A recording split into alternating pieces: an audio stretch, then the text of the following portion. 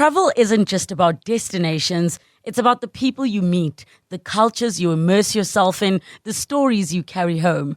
I'm Relebogile Mabocha, and on my travel feature, I take you on a journey beyond the guidebook. Each week, I connect with fellow travelers, insiders, and storytellers to bring you the heart of every place. Whether it's a hidden gem right here in South Africa or a dream destination abroad. Join me as we travel through conversations, memories, and inspiration. Listen wherever you get your podcasts. It's time to talk travel and tourism, and we're doing a spot of armchair travel to the island of Madeira today, and also exploring its historical links with a community just down the road from us in Woodstock, Cape Town. I hope that's caught your attention. Let me start by saying this. For those who can't place it, Madeira is an archipelago that lies off the northwestern edge of Africa. So if you think of where the Canary Islands head north, that's where you'll find the main island of Madeira, plus a couple of others that form this archipelago. And it's an autonomous region of Portugal, so it's very closely tied to Portugal and Portuguese language and culture. It was unpopulated before early Portuguese sailors arrived there in the early 1400s, and today it has a population of close to 250,000 or so people, about half of whom live in the capital of Funchal. But I wonder if you knew, and certainly I did not know before today, that there is actually a large community here in Cape Town with close ties to Madeira. I was aware of one or two people that I've met in my years in Cape Town, but I didn't realize the extent of the link or why that link exists. And we're going to talk about it today because a new photographic exhibition has opened at the National Gallery this month, showcasing this very unique story of a community that came here and was founded for a particular reason and has continued to maintain a particular identity with very close links to the island. Now, the photographer is with me in studio, and Leah Hawker, yes, you're right, she was with us just 3 weeks ago talking about her Women Woven Together project, but I couldn't miss the opportunity to talk about this absolutely fascinating story that she's been exploring through her work. And I have a second guest with us who I will introduce in just a moment, who's going to talk to us about visiting Madeira. But first, Leah, welcome back after a very short break. Lovely to see you again. Thanks, Pippa. How did you discover this connection between Madeira and Woodstock? Well, so I've lived in Woodstock for about 15 years, and I was sort of vaguely aware that one or two of our neighbours were from Madeira, but almost hadn't seen them because they're just, I don't know, they were just very much to themselves. And I used to just love seeing my one neighbour's Christmas lights, and I knew that she was Madeiran, and these Christmas lights were out of this world. They basically lit up our street. Yeah. Absolutely incredible. And finally I got to meet her. And she invited me into her home at Christmas time. And for the first time, I saw what the Madeirans make of their nativity scene.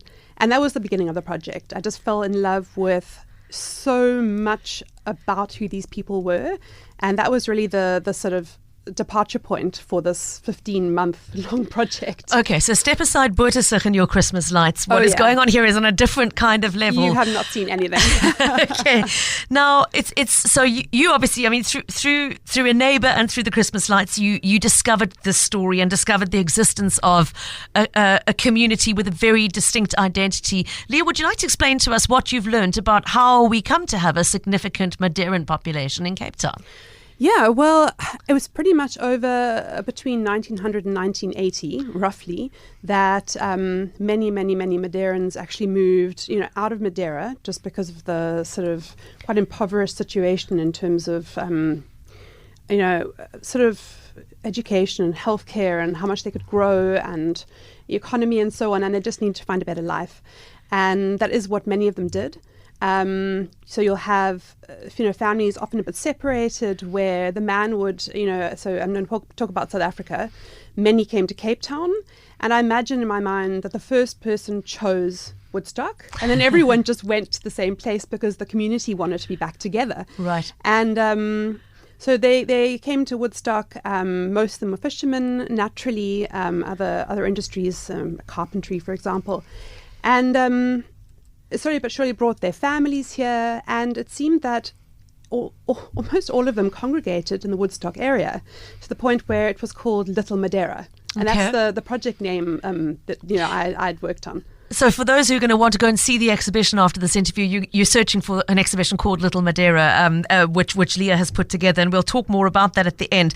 But as I said, we have a second person with us in studio who is going to bring some of the story to life and tell us a little bit more about Madeira itself, because with me in studio is Fatima Robertson, who is a member of this extended Madeiran community here in Cape Town, and it's lovely to have you with us, Fatima. Welcome. Thank you, Pippa. Good afternoon to your listeners. Where does your family fit into the story? Are you first generation, second, third? Yes, so my parents came over from the island of Madeira. First, they landed up in Namibia. My dad was a fisherman, called on my mom and my older siblings to come over by boat.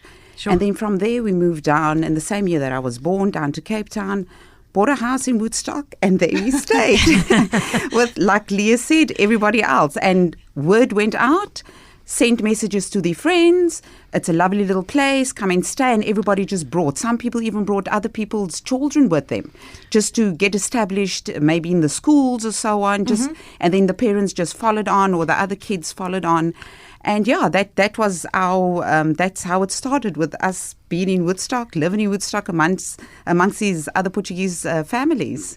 And very much holding on to the cultural traditions of Madeira, although, Absolutely. Of course, I would imagine that wonderful mengsel that happens when communities form in the diaspora, that a little bit of this and a little bit of Cape Town filters into it. But tell us a little bit more, before we talk about visiting Madeira itself, what are some of the sort of standout arts and crafts or food dishes or sort of ceremonial aspects of your community as a Madeiran diaspora? Well, the Catholic tradition plays a big part amongst everybody. There's always the traditions of the festivals that we try to copy that is still ongoing in Madeira, and there's certain saints that we actually we have the traditions of having that specific saint of that month, and the festivals connected to that as well. So the community obviously would get together to do that. And those are the kind of traditions that we carried on here, living in Woodstock, together with doing the whole Easter thing, with using the specific fish that we make the meals that everybody used to do back in the day in Madeira as well. And Christmas time as well, another big thing. Obviously, all the traditions coming together, the cakes that we used to bake and so on. So a lot of those traditions were actually passed on. And I'm proud to say to myself, and me doing the same to my children as well. So a lot of traditions passed down that we all still very much enjoy within our own families, within our own communities as well. Now, you've had the opportunity to go back to Madeira itself and to take your own family with you as well. I know you've been multiple times. So let's just talk a little bit about reasons to visit. And I've never been, so let me say that up front. But the one thing I know about Madeira is that it's got one of the most frightening airport landing strips in the world. How do you, when you've been back, your family came here by boat. Have you gone back by air? How do you get there? Yes, so as a youngster, my parents have returned multiple times without us. Yeah. And then they started taking us over. I think I was probably like 5.5 when I went for the first time. Met my grandparents for the very first time as well. But when we went back, the strip, the landing... that runway at Funchal Airport. Yes, it was. Now they had extended it. Okay. So that was not so crazy. But we've gone back multiple times, and recently, about 4 or 5 years ago, I went back with my own family. I just loved exploring the island and what it has to offer to everybody. And it's really crazy, the amount of tourists that they get on a yearly basis. Really? So tell us more about what the tourists are experiencing. I mean, it's an island, so you expect coastal life and beautiful coastal villages and coastal scenery, but what else? Yeah, so Madeira Island offers a perfect mix of adventure, nature and culture for all tourists. You can enjoy the Levada walks that they've got. You can do it in a nice group of people. There's a lot of tour companies doing various tours across the island. They've got a lovely cable car in Funchal in the city centre that takes you up to a little hill kind of thing. It's got a beautiful church. It's called Monte. It's beautiful up there. And and coming down, you go on this toboggan little basket cart kind of thing. Gosh. And it's very thrilling and exciting. And then it takes you back down into the city centre. You can enjoy the old Funchal town, which has got so much to enjoy there. The restaurants and the pubs, a lot of historical sites that you can enjoy as well. One thing that's always nice to do with any city that we visit in the world is a red hop-on, hop-off bus. Okay. And they've got that there. It's amazing. It's really beautiful. And it's nice to actually see the little villages surrounding Funchal itself, but not taken away, hiring a car, maybe going out towards the villages that are further away, because there's always a festival happening somewhere. Yep. The villages they're always celebrating something. It's a party for like 6 months of the year, I think it is. But it's so much to do for the tourists to enjoy, and so much Airbnbs to go and stay at, hotels, inexpensive as well. But of course, you want to stay in Funchal, where the harbour is and so on. You can also do that. But there's so much to enjoy. Canyoning, tobogganing, so many walks and experiences they do. And then they also do like these ponche is an amazing Madeiran drink, alcoholic drink. Okay. That started off in Kamradloops. It's a village that my parents came from. And it was a village that was visited by Winston Churchill. He used to love going there on his holidays. Okay. They've even got a statue of him doing a painting in the village. Yeah. And that's where ponche was originated from Kamradloops. And obviously it used to be like what they called a fisherman's drink. They made the fisherman ponche, which was lemon and passion fruit, but they've evolved and started making it with strawberries, fresh strawberries and oranges and whatever else. But there's so much. The food is amazing to try out as well and to enjoy. So many beautiful restaurants, coastal restaurants, just to enjoy the meals and traditional meals, yeah. What are one or two of the standout traditional dishes? If you're going to Madeira for the first time, what must you eat? Okay, so I think espetada, which is the skewered meat, 100%, and then the mealie meal that they make, the mil frito, which is the fried mealie meal. Once it's been made, they fry the mealie meal and you have it as cubes. And then personally for me, it's called ishpada. I know it's very similar to the word ishpatada, which is the meat dish, but ishpada is like a black scabbard fish that they catch around there. It almost looks like a snook, but it's very long and it's black. It's delicious, absolutely delicious. And I said to Leah, I know she loves a fish, and I was like, that's definitely something that you have to try. But when you get there. Amongst everything else, but they've got many cuisines on offer there as well in Madeira, absolutely. And when you go to the festivals, you have to have all the traditional meals that they have at the festivals. The boldukaku, which is a garlic flatbread that they offer as well at the festivals. You eat that with a cubed skewer meat. Delicious. Sounds divine. Absolutely delicious. I just want to say, for anybody who's come in midway, Fatima Robertson talking about the island of Madeira. She is part of the Madeiran community here in Cape Town, living in Woodstock. Also with us is Leah, who is the photographer we spoke to just a few weeks ago, Leah Hawker. Her new exhibition is showcasing this remarkable community of Madeirans in Cape Town and their culture, their food, their religious events, their traditional crafts and arts, the embroidery. I can't wait to come and see the photos, Leah, although it sounds like I need to stop and eat in somebody's house first before I get there. Keith, well done to you. You identified a piece of information that I should have mentioned and have left out, because Keith has written in to say, was Cristiano Ronaldo not born in Madeira? Your airport was named, is it still named after him? One of them isn't it? Well, they do call it. I still call Madeira International, but Cristiano Ronaldo is from the island of Madeira. He's still got property there, obviously. His jet flies in there every now and again, which is quite a big thing for tourists, I guess.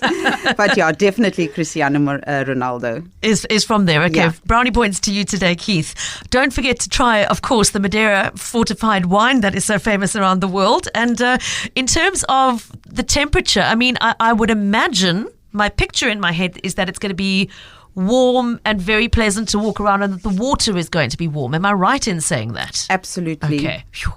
The beaches are obviously a volcanic rock. The beaches, most of them are black. I do believe there are about 2 or 3 beaches that they actually import the sand. Oh my gosh. I'm not sure where it's from, but I've heard that it is from Morocco. But they do have beautiful beaches there that's got sand, but otherwise everything else is either volcanic rock or it's the black sand as well, because it is a volcano island, I suppose.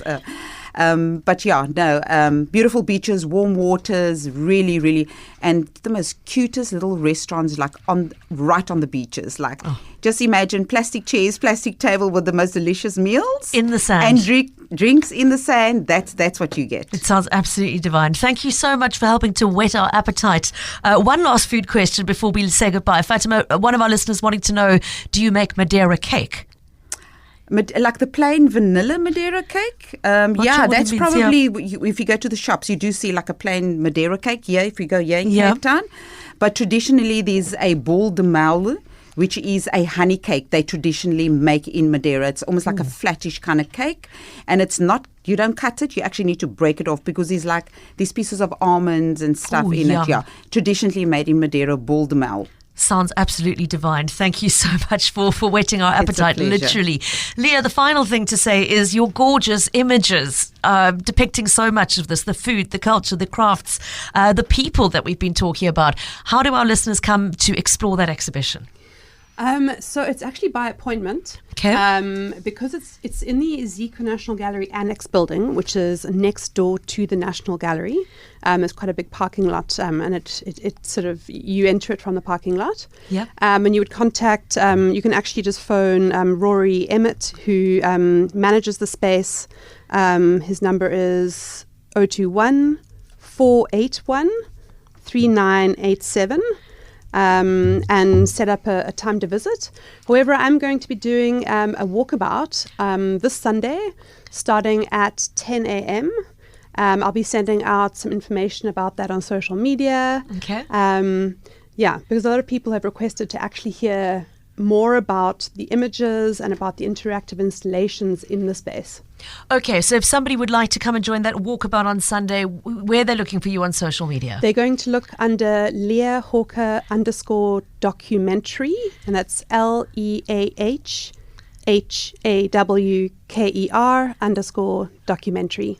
Okay, so that's where to go if you would be interested in seeing these images, in talking to Leah about the storytelling involved in creating this exhibition and finding out more. And if you're a member of this community, I would imagine there'd be huge fascination to go and look at these images. Lastly, I want to say if any of our listeners have had the good fortune to go and visit Madeira and would like to share with us what your favorite parts of the experience were, I'd love to hear from you with a voice note or text. You can send that through while we listen to the 2 o'clock news. Fatima and Leah, thank you both so much for joining us today to talk about this gorgeous island.